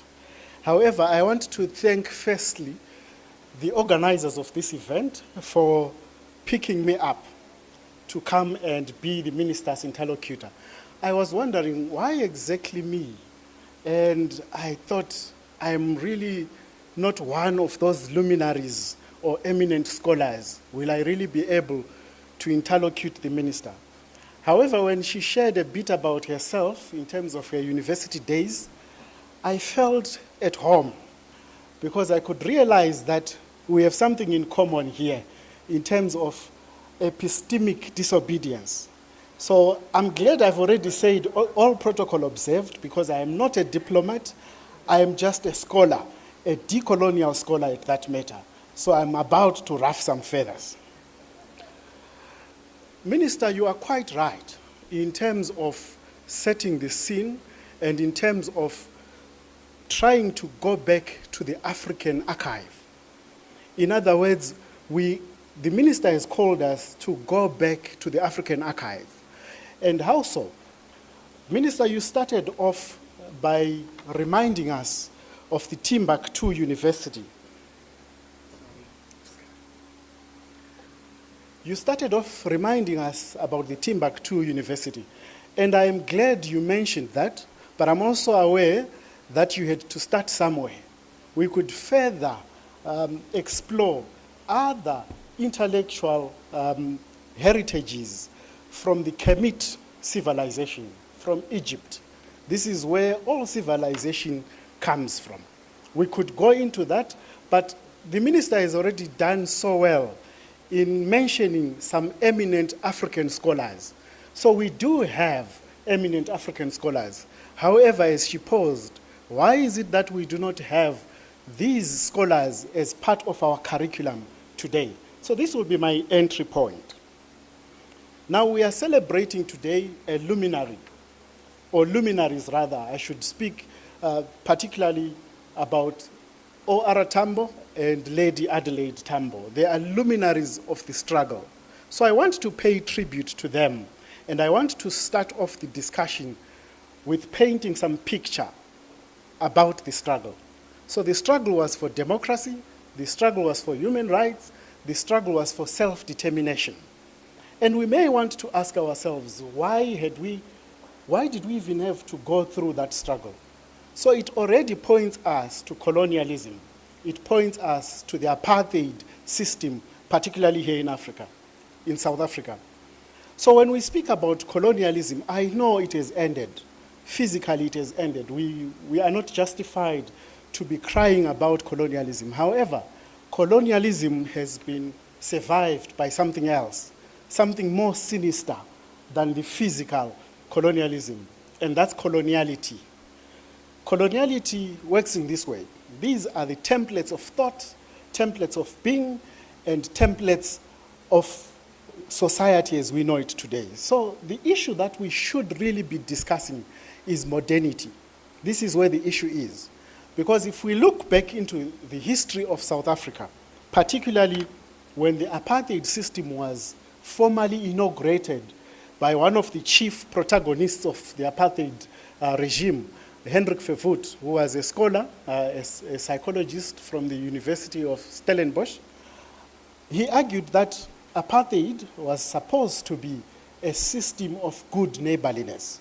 However, we know that that system was manipulated to favor other races other than the African races or non-white races. Now, I'm just paraphrasing here. He is known to have argued, when it came to education, that native Africans were not to study mathematics, the sciences, because these did not prepare them for the life of servitude that they were designed for. So we can already see where the problem is. And this is where coloniality of education begins, or coloniality of knowledge. And the minister has spoken so well about it. We have had so many scholars. I should admit, not many of them did I know, but I have heard, so I will do my research as I am a researcher. But what we are seated with is coloniality of knowledge. The kind of knowledge that we have and the kind of knowledge that the academy is producing, and I am guilty of that because I am part of it. We are vanguards of coloniality because we are not disrupting well enough in terms of those that have been established, the standards that have been established by the Euro-North American-centric civilization, and I'm being polite here to call them a civilization, it will really be just the Euro-North American society. That's a debate for another day. But to go back to what the minister called us to do, there is need for industry to align with education. Let me just share a few statistics. So the current statistics, depending on who you listen to, have pegged the youth unemployment in this country between 40 and 60%, right? 40 and 60% youth unemployment. And you wonder, is it that these youths are not skilled at all? You wonder if they are not educated? And I beg to differ, that's not the case. It speaks to the very issue of the control of what education and epistemology has become. I have argued elsewhere, and I will repeat it here, to say the youth of today, the reason why they are not employed is not necessarily that they are not skilled, but it is the wrong skills that they have. Therefore, it makes the youth of today unemployable. I know this is rather controversial, but we can always discuss this, and I will welcome to be interlocuted as well in terms of my claims. Now, the government, I know it has done its part. It continues to do its part in terms of funding, because many a times students who deserve and students who may not necessarily have the best grades are usually denied the opportunity to continue with their studies because they are not qualified to get bursaries. So I'm just pointing this out to the minister. I know she knows, but I'm saying it to her because of her proximity to number one. If she may pass on the message on behalf of South African students who may not necessarily have the brightest grades, but who may even, if we want to call them mediocre, because it's in that mediocre that many people would benefit, and it is in that mediocre class where the majority of our students are. Because, of course, we are aware of the history that has led us to be where we are in terms of performance. So you would find in South Africa, I know you know, but I'll repeat it. In terms of education, the primary education and the secondary or the higher education, high schools, most students do not do so well. Universities are a class on their own. I liked what the Vice-Chancellor was saying to us, telling us about the ratings of the universities. However, there is also something very problematic with that rating system, because the rating system only endorses the archive from the Euro-North American Society. We do not prioritize our own archive. So I reiterate the call by the minister for us to revisit the archive, the African archive, because it is in the African archive that we will get knowledge that is geared and suited for our own ecology. Because knowledge is contextual, knowledge is cultural, knowledge has to be particular in a particular geographic setting. So knowledge is geographical. We should disabuse ourselves of the notion of a universalistic knowledge, because it doesn't exist. And this is part of the problem that we have, where students are taught to imbibe knowledge from the archive of the Euro-North American-centric society at the expense of obliterating our own archive here. In closing, there is need for collaboration, and I agree and concur with the minister. There is need for collaboration in terms of knowledge production. Now, knowledge production is where we lack, because our archives, our libraries in the universities, in the academy, they are laden with Euro-North American-centric scholars, not our own scholars. Whereas we know we have our own scholars. And so my call is let's revisit the academy, let's revisit the archive, and we go back to our African archive because it is original. For your attention, I thank you, ladies and gentlemen.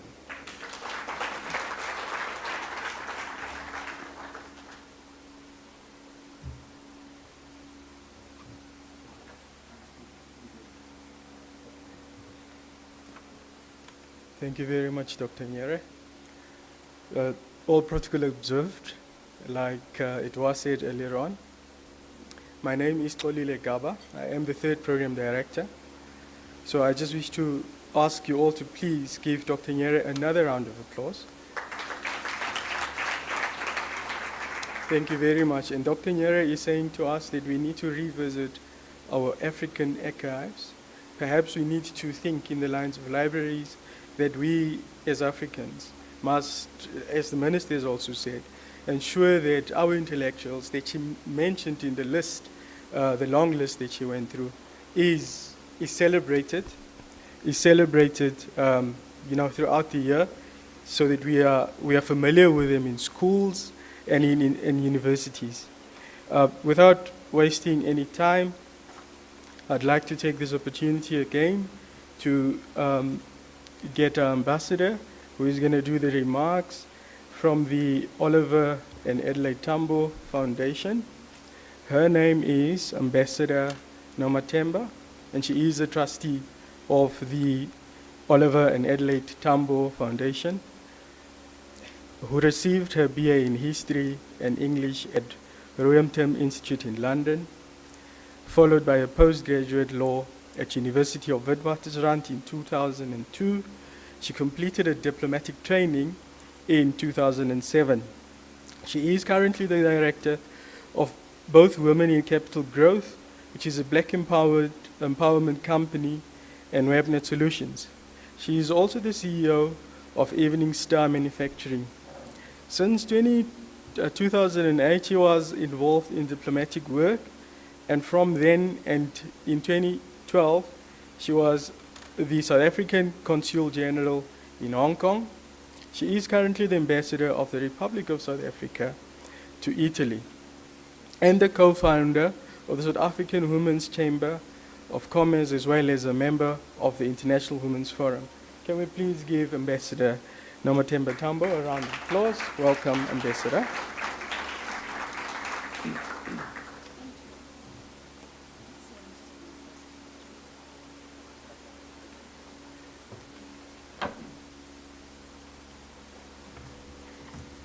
Well, good afternoon, everybody. And for me, this is apart from being an honor for my family that we've been invited, it's a personal honor to be here, to be in the room with such luminaries. Minister, thank you so much.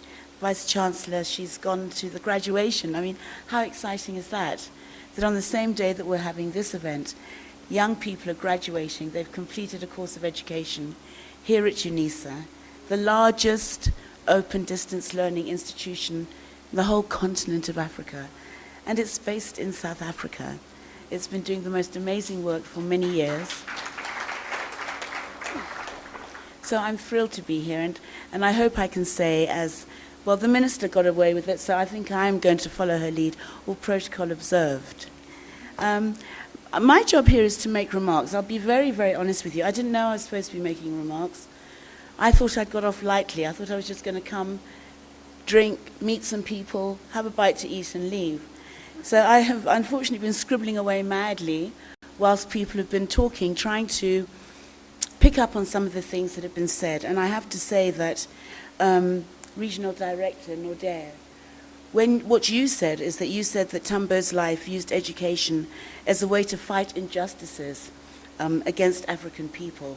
And I want to say something to that point, because the 1976 youth uprisings in this country, not just in Soweto, as many people overseas think, they don't understand it was happening in many places as well around the country, but that many of those kids, they left the country, and many of them landed up in the United Kingdom, many of them landed up in Zambia, and they all came, they had one message, more or less, universally: we want to fight.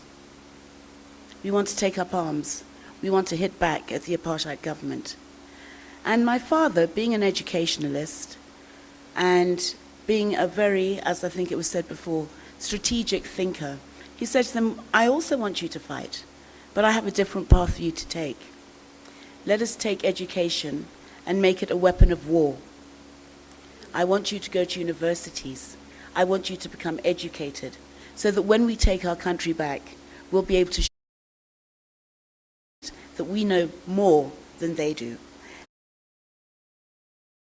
To be rung, educated, internationalized, but still remembering the goal for which you left your country was to return better. So, to your point, it was something that was very much in his mind and something that he was very, very much aware of. He was extremely aware of the importance of education. It was a passion that he learned very young in his life when he heard for the first time people speaking English. And he didn't know what that was. And he asked, and he was told, of course, it was English. So he went to his father and he said, I want to learn that English. So his father, who was also a very progressive man, started looking around and he found a school for him to go to. But it was far away and my father would have to walk forever, often staying overnight somewhere to get to this school. So eventually, of course, he started playing truant. That led to his father saying, no, well, I'm going to give you a horse. So he gave him a horse, and unfortunately, it wasn't just to get to school. My father developed a love of racing, and he became a jockey. The horse's name, by the way, was Chance, and I tell you what, he took a few chances on him as well. So many of the things that became important parts of his life, he learned as a child. And as I say, this passion for education. And because he had it in his nature anyway that he was a perfectionist, he couldn't do things by half. So it wasn't good enough to know something. He had to know best. He had to be the best. And so he strove at school until he became one of the top 4 students in his entire school. And for him, what he learned through that experience was that it came with social respect, admiration, and attention. So it drove him even further. And I think we can all agree, those people here who are lucky enough to be, as Dr. Nyere said, some of the most brilliant students, they, of course, also thrive on the fact that people admire them, they look up to them, they have superior brains, and all that kind of propaganda, I call it. But anyway, he was very aware of the fact that there weren't always students who could perform as well as others. It was something that he made a point of telling us, don't ever judge anybody on their intellectual capabilities only, because if they don't have humanity, compassion, patience, then it doesn't help to be brilliant, because nobody will like you. And it's something that I took to heart. I have to tell you, I was not a brilliant student. But what we did in honor of him was we decided that we were going to have a competition which we started in the United Kingdom. It was called the OR Tambo Science Awards. And what it was not for the most brilliant kids in science and mathematics, no. It was for the ones who tried the hardest, so that their efforts could be recognized. And the fact that they didn't get the trophy didn't mean that they weren't admired, they weren't respected for their persistence, their determination, and their ability to keep striving for excellence. And I think it's something that we could do here, bearing in mind what you said, Doctor, that we don't always have to focus on the most brilliant. There's a whole stream of kids behind who wish they could be, and who try so hard to be. And I think that part of our educational system could very well benefit from recognizing them as well. Minister, you spoke about the importance of education, and when you were talking about this whole theme of reclaiming Africa's intellectual capacity, my question came into my mind, well, at what point do we start to reclaim it? And as you said, we can start at this level, we can start at higher than this level, but we can also start at the very beginning, which is the babies. And the power of ECD cannot ever be overestimated. It is critical for our children to have strong foundations in order to get to places like this. My mother, who was a nurse, her concern, and I have to raise it here because she would, whilst we're teaching the children to become better and brighter and more focused, we have to remember what she would call, we have to feed the brain. And so we have to pay attention to nutrition, because you can't expect a brilliant mind to grow on no petrol. So food for her was absolutely critical. And she would always say to us, what have you eaten today? What have you eaten today? And she was serious about it. She said, no, that's never going to grow your brain. Your brain cannot function if it's not being properly fed. And I think, again, it's something that we could address maybe with a little bit more urgency in South Africa, across the continent.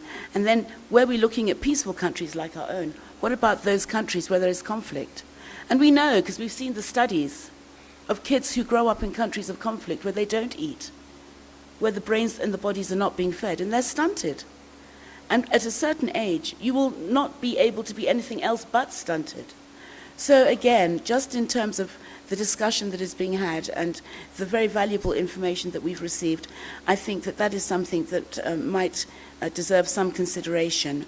In terms of taking education further, I should inform you that we do have the OR Tambo Chair of Research.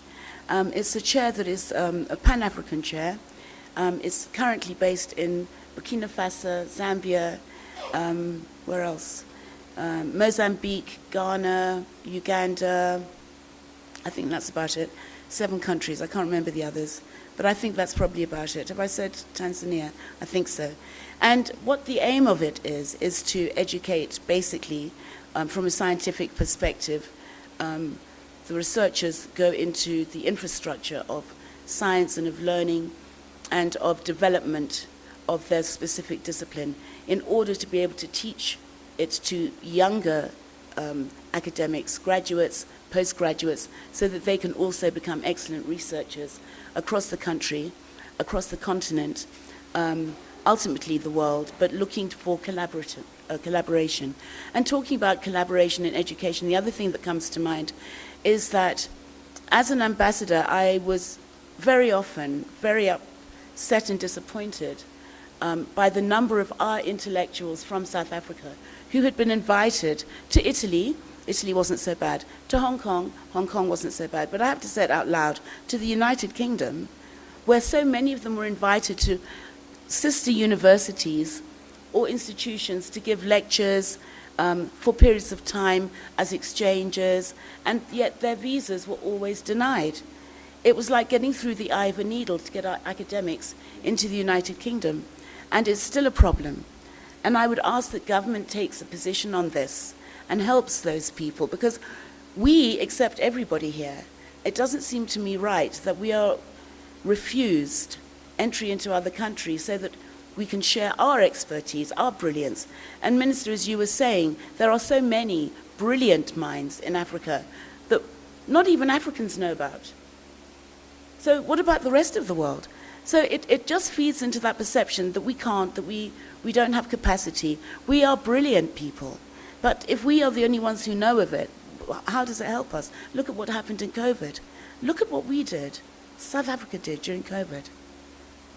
And look at how difficult it was for the rest of the world to acknowledge our scientific genius at the time when the world needed it most. So I would just appeal to maybe not so much a tit-for-tat approach, but I do think maybe it's something that we could have a conversation about as well.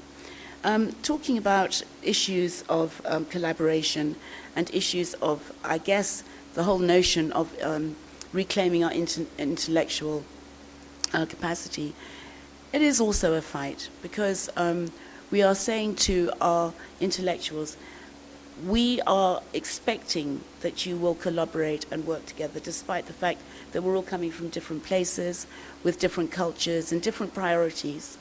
And it takes me back to how my father dealt with sometimes questions that were difficult, or information that was not necessarily what people would want to receive. And again, he used an alternative way. Obvious maybe now, but at the time it wasn't. And he used music and culture. So he created a group called Amandla. And it was our cultural weapon, if I can say, for the ANC. And through song, they managed to travel the world and tell people about the struggle of South Africans against apartheid. Very, very successful group. And we still actually have some members who are alive and who are working in the military and in other areas of government in South Africa. So for those people who may be interested in finding out about Amandla, to me what it represents, apart from the fact they were brilliant musicians, Jonas Gwangwa, for example, was associated with Amandla. So it was at that level. It's just interesting to listen to some of the songs because the messages then are still relevant today. I think also that what I would like to say about my father that maybe some of you may not know is that he was an extremely religious person. So very often when he would come, and he would come to the United Kingdom only about twice a year, but we would go driving because we were all in boarding school, so we would go off driving around the countryside. And we had all the latest pop songs, along with our friends, of course, that we would want to sing and share with our parents, what we'd picked up at school. No, we had none of that. We sat for hours driving around Sussex, singing hymns. And we were the most uncool kids at school because we didn't know pop songs, we knew hymns. And to this day, when I get into the car, sometimes I start singing and I just have to check myself. No, they're not here anymore. You don't have to do that anymore. But I think the reason I'm raising this is because it's a question of commitment and belief. Whatever your religious beliefs or whatever beliefs you have that one would hold close to one's heart, those are the things that we need to share with our youth. And we need, as my father did, as my mother did, to encourage them, to inspire them, not to be like us, but to be more of themselves than possibly they are at the moment. And then I think I would say in closing, just two things, and I'm going to have to read them because I was at the grave this morning. Today, of course, as you know, it's my father's birthday, so every 27th there is a wreath-laying ceremony in Wattville, in Benoni, and we all go there. Well, the few of us that are left go there, I mean out of the family, because my sister's no longer able to attend those kind of functions. So it's always Dali and myself, normally the grandchildren and the great-grandchildren, but they're away this year in Cape Town. So I just want to read you some things from my father's grave that I thought you might find interesting. This is my mother talking now. And my mother, I think she must have been in her, 60s. And she decided she was going to go back to university. She went to Exeter University, and she did a master's in gerontology. So education was never far from her mind. And this is what is on her grave. Our fight is not quite done. Let us fight for the right to be literate, questioning, educated. Only then will we truly be able to claim that we have won our liberty. Education, education, education, all the way. That's what's on her grave. And then on my father's grave, which speaks to the notion of continental collaboration in reclaiming our intellectual capacities, in reclaiming our sense of Pan-Africanism, I think. He says, it is our responsibility to break down barriers of division and create, in this case South Africa, but actually on the continent, and I'll say continent, a continent where there will be neither blacks nor whites. It goes on to say just South Africans, but I will say just Africans, free and united in our diversity. So I think that the topic of today's gathering here is so relevant to what he said so many, many years ago.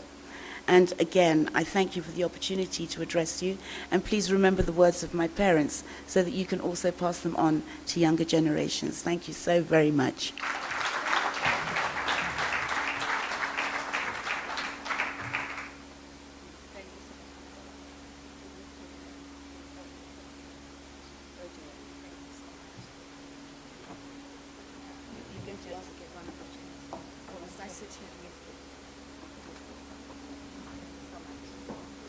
Wow, let's give the ambassador a round of applause.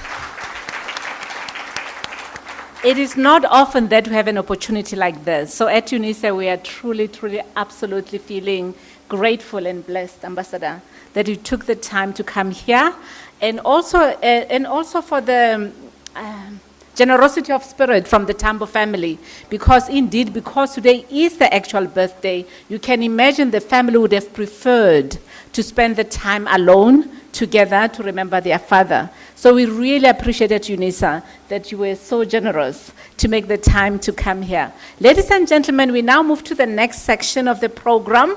I don't know how much energy you have. Today is Friday, and I know normally people would rather be home and, be with friends and partaking with beverages, etc. But we will do a 20-minute Q&A. Minister, thank you so much for your speech. May I request you, please, to join us here. And Chido, may I request you to join us here. We'll do just 20 minutes of Q&A. Minister, you gave us a lot of educational information. This room is supposed to be filled with masters and doctoral students. I don't know how many of them knew the information that the minister was sharing, Minister Ntshavheni, earlier on when she spoke. So let's see with a quick show of hands. And I have seen that Ambassador Welile is in the room. I saw him somewhere. You know, the age of technology.